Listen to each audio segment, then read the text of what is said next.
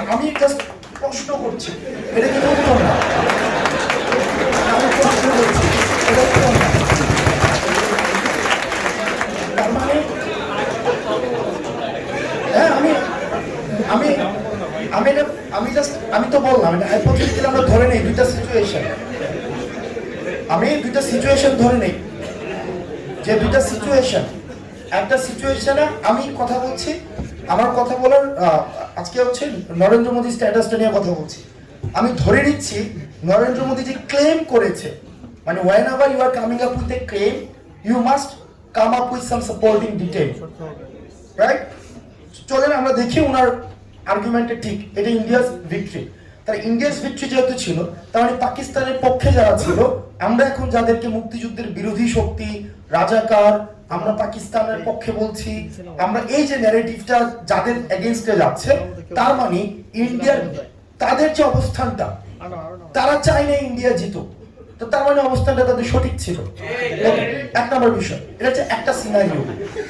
এবার জন্য দ্বিতীয় সিনারিওতে আমরা দেখি, যদি এটা আমাদের তাদের অবস্থান যদি সঠিক হয়ে থাকে, তার মানে কি এটা ইন্ডিয়ার ভিক্টরি না, এটা ইন্ডিয়ার ভিক্টরি না, এটা বাংলাদেশের ভিক্টরি। যদি আমরা তাদেরকে বলছি যে তারা স্বাধীনতা বিরোধী, তারা হচ্ছে আমরা তাদেরকে আদারাইজ করছি, আমাদের শত্রু বানাচ্ছি, এবং তারা আমাদের শত্রু, আমি ৭১কে বিশ্বাস করি তারা শত্রু, তার মানে কি ইন্ডিয়া যে দাবিটা করছে, এই দাবিটা হচ্ছে সম্পূর্ণভাবে একটা মিথ্যা তথ্য, সম্পূর্ণভাবে মিথ্যা। আমি আজকে এই স্ট্যাটাসের পরে গত 16 ডিসেম্বরে মোদির স্ট্যাটাস দেখেছি, আমি রাহুল গান্ধীর আজকে অবস্থান দেখেছি, গত 16 ডিসেম্বরও দেখেছি, তার আগেও দেখেছি। প্রতি বছরে তাদের স্ট্যাটাস, তাদের অবস্থান মুক্তিযুদ্ধকে নিয়ে এটাই ছিল, এটা নতুন না কিন্তু। তো তার মানে কি আমরা ধরে নিচ্ছি না, এই যে ক্লেম করছে আমাদের জাতীয় অর্জনকে ভারত বা একটা বিদেশি, সেটা হচ্ছে কি এটাকে অ্যাপ্রোপ্রিয়েট করছে, এটাকে আমরা মিস অ্যাপ্রোপ্রিয়েট বলছি, এটা মিস অ্যাপ্রোপ্রিয়েট করেছে। তার মানে এতদিন পর্যন্ত বাংলাদেশ তার অবস্থানে নিশ্চুপ ছিল, তার মানে ট্রফি নিয়ে দিয়ে আসছে, ট্রফিটা নিজে নিয়ে দিয়ে আসছে। তার মানে আওয়ামী লীগ, আমরা যে বলছি এই যে মুক্তিযুদ্ধকে শুধুমাত্র শেখ পরিবারের একটা পারিবারিক সম্পত্তিতে পরিণত করেছে, অনেকে বলে যে মুক্তিযুদ্ধকে আওয়ামী লীগীকরণ করেছে, আওয়ামী লীগ পরিবারের করেছে, এই জায়গায় আমি এটা পার্শিয়ালি ট্রু। মুক্তিযুদ্ধকে বেসিকলি শেখ পরিবারের পারিবারিক সম্পত্তিতে রূপান্তর করেছে একদম। যেমন একটা বিজনেস এন্টিটি কি হয়, আমরা ব্যাংকিং সেক্টরে যেটা দেখেছি, সেখানে হচ্ছে বাবা হয়ে হচ্ছে এমডি, ওয়াইফ একটা পদ পায়, ছেলে একটা পদ পায়, ছেলের বউ পায়, তারপর হচ্ছে ছেলের নাতি পায়, এই পরিবারের মধ্যে ভাগাভাগি গুলো চলে। আবার যেটা ঠিক একইভাবে হচ্ছে আমরা এই শেখ পরিবারের মধ্যে সবকিছুকে দেখেছি।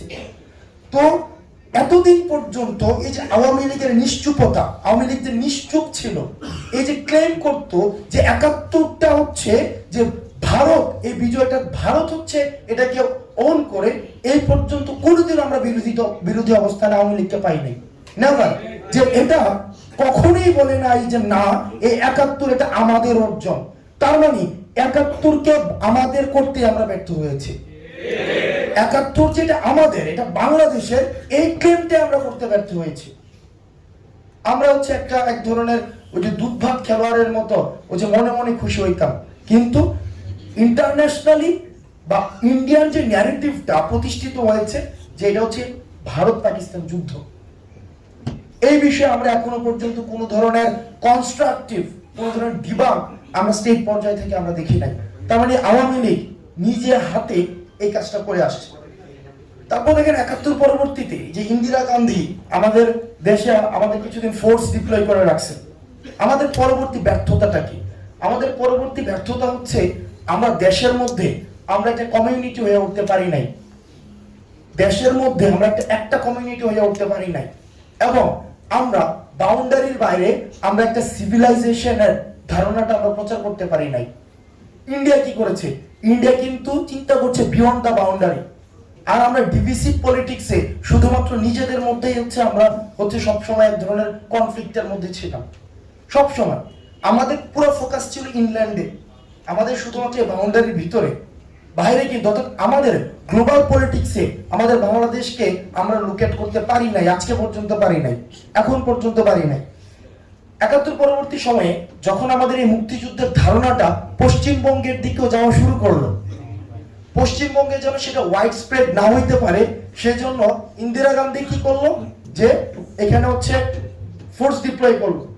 উনি তো সাথে সাথে নিয়ে যায় নাই, 16 ডিসেম্বরকে নিয়েছিল, জানুয়ারির খুব সম্ভবত সেকেন্ড উইক অফ জানুয়ারিতে মনে হয় উনি হচ্ছে রিট্রিট করছিল, মার্চে রিট্রিট করছে। তার মানে এই সময়টা পর্যন্ত কিন্তু ছিল।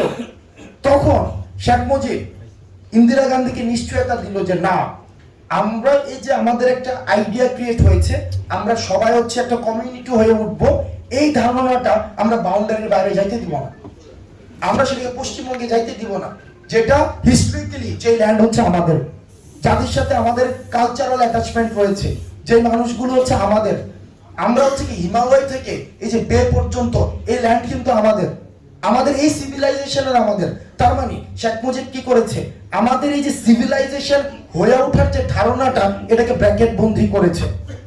সোনিয়াকে যখন ইন্দিরাকে যখন এই নিশ্চয়তা দিয়েছে যে আমাদের এই সিভিলাইজেশনের ধারণাটা আমরা বাউন্ডারির ওই পাশ পর্যন্ত নিব না, ওই আশ্বস্ত হয়ে কিন্তু উনি আবার কি করেছে, ওনার সৈন্য হচ্ছে উনি রিট্রিট করেছে, উনি এখান থেকে নিয়ে গিয়েছে।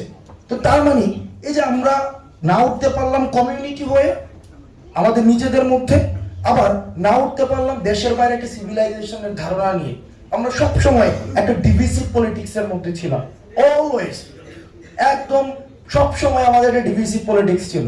আমার ব্যক্তিগত ধারণা, বাংলাদেশে মাইনরিটি বলতে কিছু আইডিয়াই নাই। মাইনরিটি শুধুমাত্র তারাই যারা বাংলাদেশ বিরোধী। মাইনরিটি কোন হিন্দু কখনো মাইনরিটি হইতে পারে না, কোন খ্রিস্টান কখনো মাইনরিটি হইতে পারে না, কোন বৌদ্ধ কখনো মাইনরিটি না, পাহাড়ে যারা থাকে তারা কখনো মাইনরিটি হইতে পারে না, চাকমা কোনো মাইনরিটি হইতে পারে না, তারা এই ভূখণ্ডের একদম সমান অধিকারভুক্ত মানুষ। মাইনরিটি তারাই যারা বাংলাদেশ ধারণায় বিশ্বাস করে না। এখন আপনি যদি বাংলাদেশ ধারণায় বিশ্বাস না করে থাকেন, আপনি যদি মুসলমান হয়ে থাকেন, তার মানে আপনি মাইনরিটি। আপনি যদি বাংলাদেশ ধারণায় বিশ্বাস না করে থাকেন, আপনি যদি হিন্দু সম্প্রদায় হয়ে থাকেন, আপনি মাইনরিটি। আপনি যদি পাহাড়ে থাকেন কিন্তু বাংলাদেশ ধারণায় বিশ্বাস না করেন, তাহলে আপনি মাইনরিটি। কিন্তু আমরা এই মাইনরিটি ধারণাটাকে এটার একটা টেন্ডার বাণিজ্য করেছি, আমরা এটাকে আমরা টিকিট দিয়েছি, এটাকেও আমরা একটা বাউন্ডারির মধ্যে নিয়ে আসছি। এই কমিউনিটি মাইনরিটি, যখনই আমার ক্ষমতায় থাকার প্রয়োজন হয়েছে, এই minority majority play card create করে এই যে ভ্যাকুয়াম স্পেসের মধ্যে আমি আমার পলিটিক্সটা সেট করেছি, এবং ওই জায়গা থেকে হচ্ছে ফ্যাসিজমের উৎপত্তি হয়েছে। তার মানে মোটাটাকে বলতে গেলে আমাদের একদম যে সব সময় আমাদের এক রকমের আমাদের ব্যর্থতা, এটা আমি বিজয়ের পরিক্রমা বলতেই চাই না, এটা ব্যর্থতা। প্রতিনিয়ত আমাদের সাথে প্রতারণা হয়েছে, আমরা প্রতারিত হয়েছি।